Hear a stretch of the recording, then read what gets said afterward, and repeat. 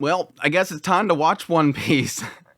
What is up, guys? Welcome back to yet another anime news bit. We're going to get you guys fully caught up on the anime news today, and we got some crazy news coming out right now, especially with Jump Festa going on right now. We have One Piece is getting a brand new adaptation. I guess they wanted two of them to go. We have Chainsaw Man is finally coming back. We have a sequel movie coming. Jujutsu Kaisen's manga is finally coming to a conclusion, and a new anime series is actually going to simulcast on X. Yes, twitter.com. They're going to have an anime there. But if you're interested in any of this news, definitely stay tuned. Let's kick things off with the most bizarre news. Netflix has announced a recreation of the story of the original One Piece manga. It's going to be starting with the East Blue arc. It's going to be streaming on Netflix, and it's going to be animated with a whole new team. Wit Studio. What? What? Because I think the other one by Toei Animation is still going, so it's kind of bizarre to have essentially two anime adaptations happening at the same time, but it makes a lot of money. Why not? Netflix has gotten a taste of that One Piece money, and they want more of it. The One Piece live action did really well for them, so why not do another one? Wit Studio on its YouTube channel said, "To all One Piece fans, we are pleased to announce that Wit Studio is the production studio for The One Piece, a new One Piece project. To all creators, we need your help to excite everyone around the world once again with the classic story of One Piece, a treasure of Japan. Are you ready to join our staff in this new adventure? We are currently recruiting new crew members for this project. We're looking forward to your participation. President George Wada." Yeah, like I said earlier, it's my chance to finally start watching One Piece. It's kind of one of those things where it technically makes sense from a fan base scenario. Yes, most people that want to get into One Piece are going to watch all 1,000 episodes. Either they started from the beginning, they started early in it, somewhere in there, or you're these new fans that are having to watch all 1,000 episodes, spending literally months trying to get caught up, or you wait for this. And then you're a new fan getting into a new adaptation of it. Hopefully, it's done better. Hopefully, they remove filler or whatever. There's got to be some reason why they feel like reproducing this is going to be a good thing. And it could be based on the idea of just trying to do a pure adaptation.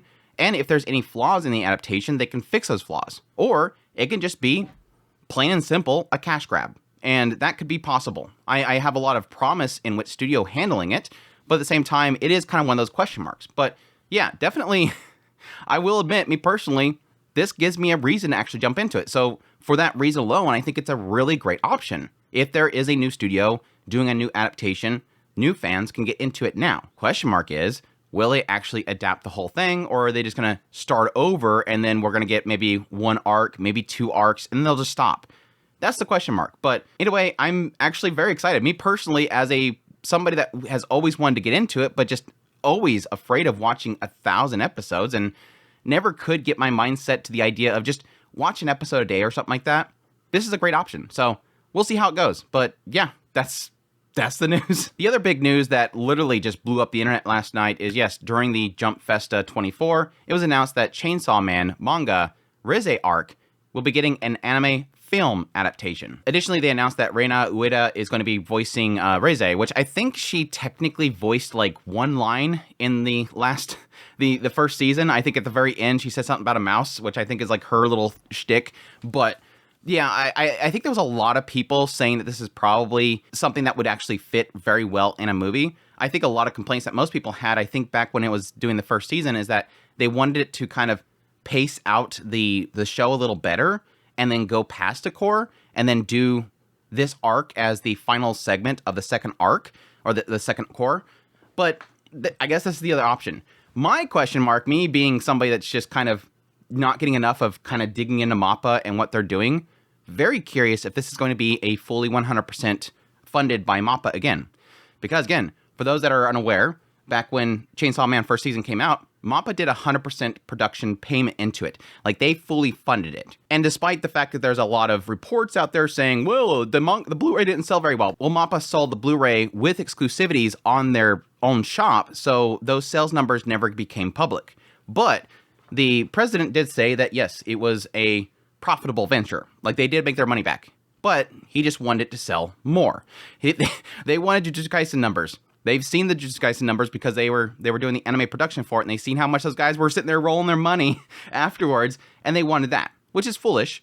But if this is 100% funded by them, this makes me believe that they're probably trying to get into the numbers that something like Jujutsu Kaisen's Zero, the movie, came out with. So maybe they're hoping that maybe let's try fully funding it and let's see how much money we can make from theatrical releases. So that's my prediction. If they fully 100% production paid into this thing, that's probably what they're doing. They're probably testing the waters to see how much money they can make in movies. But we'll see.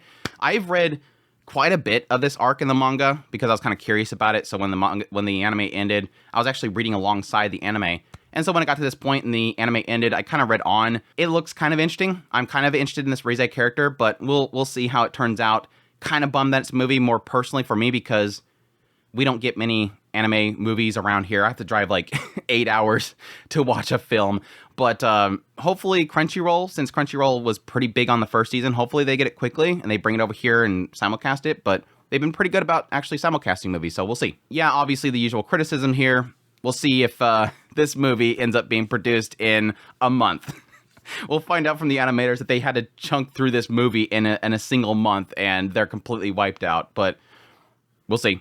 Also in mappa news, a new PV was released for Oblivion Battery, which is set to premiere in April, and it's going to be produced by mappa. So I think right now they're currently set to have literally a show per season, which by their standards is a lot of work. So I think at this point, I'm at the point now where whenever I see people talking about animators and how hard they're having to work for mappa, I'm at the point now where I'm like, if they're still there, they're a sucker for punishment. Like we're at this point now where if you're still working at mappa, you need to walk away, please. I mean, yes, I would love them to change their ways, just like every other studio, because mappa is not the only studio that is overworking people. It's just mappa is very popular, so the animators are getting their word out and people are picking up on it. Mappa is not the only studio that's a terrible studio, that's treating people terribly. It's just they're the most well-known. I think at this point, just leave them. Let them have all these millions of projects for the next year and just walk away. See how they stand on their own.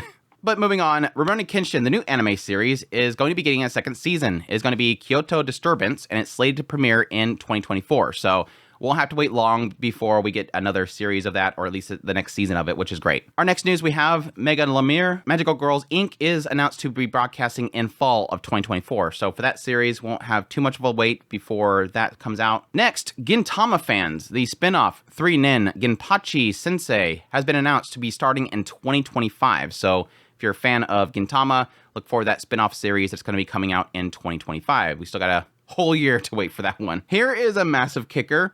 Staff for Kaiju number 8 has announced that its series is going to premiere in April of 2024. So a spring series, great stuff. It's going to be streaming on Crunchyroll, but additionally, yes, you guessed it, it is going to be simulcasting on X worldwide on date. That is a weird one. I think this will be our first like official mainline anime series that is going to be literally simulcasting on X, which is crazy.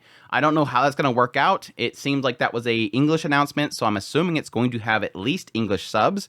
Maybe X is going to figure out how to do multiple types of subs. Maybe they're going to have it on different Twitter accounts. Maybe it's only going to be English. Maybe it's only going to be Japan. But really crazy news there. I think this is technically, like I said, the first. I mean, yes, there's a lot of animated stuff on Twitter, but this is the first case of a big line anime series that looks like it's going to be really amazing. That's going to actually be simulcasting on X, which is big stuff. That is a different thing. We've had a lot on YouTube, which I think has always been interesting as well, but on a social media platform like X, that's crazy. But either way, I can't wait for it. It looks really fantastic. So there you go. More news out of Jump Festa 24. A new promo was released for Bleach 1000 Year Blood War.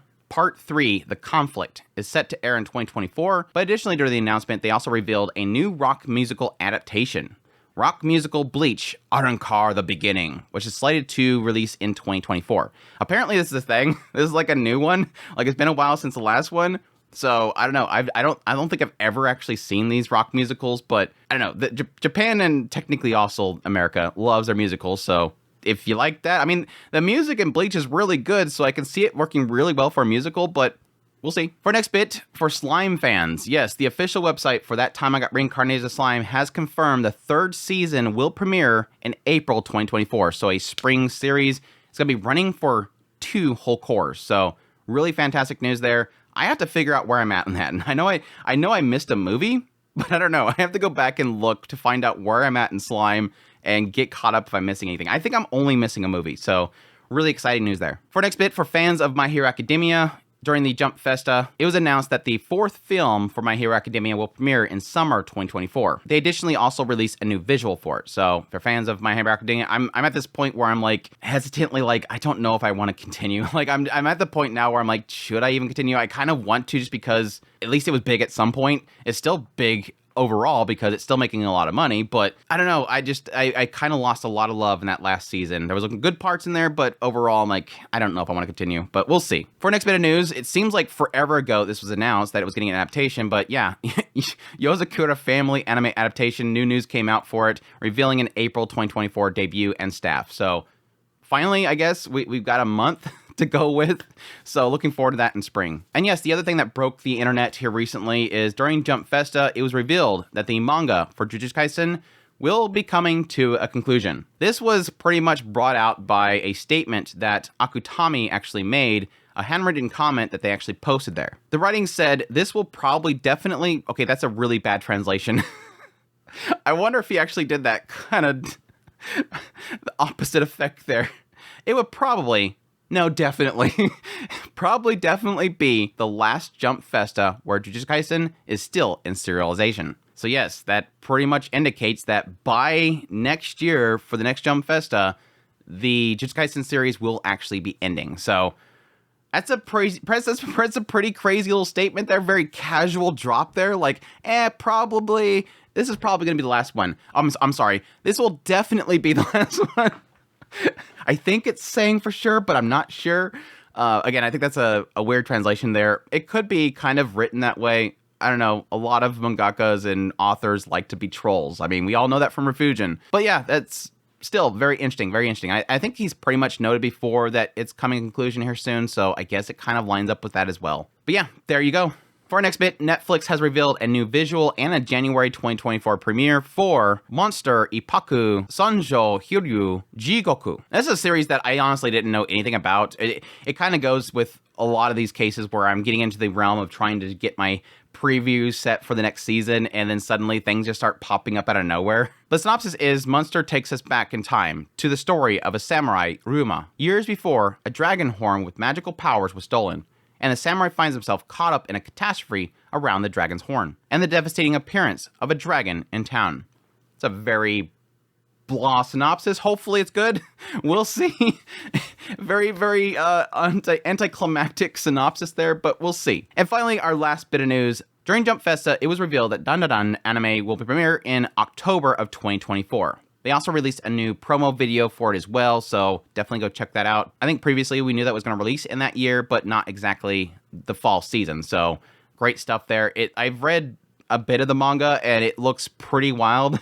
I was actually planning on making a video about how, like, yeah, this beginning arc is probably going to upset some certain folks. It just doesn't really seem like it holds back. It's very bizarre and very real in a lot of regards, so we'll see how that turns out. But that's all the news I have for you guys today. I hope you guys enjoyed this news bit. If you did, make sure that like button down below, comment, let me know what's the most interesting news in this news bit for you. Additionally, if you're new to the channel, make sure that subscribe button's got my content. I do news, reviews, first impressions, top list. If it's anime, it's pretty much here. Additionally, if you like this content and you want to support the channel more, I have a Patreon link, tips link, super thanks, membership button down below. Greatly appreciate everybody it does, and y'all take care.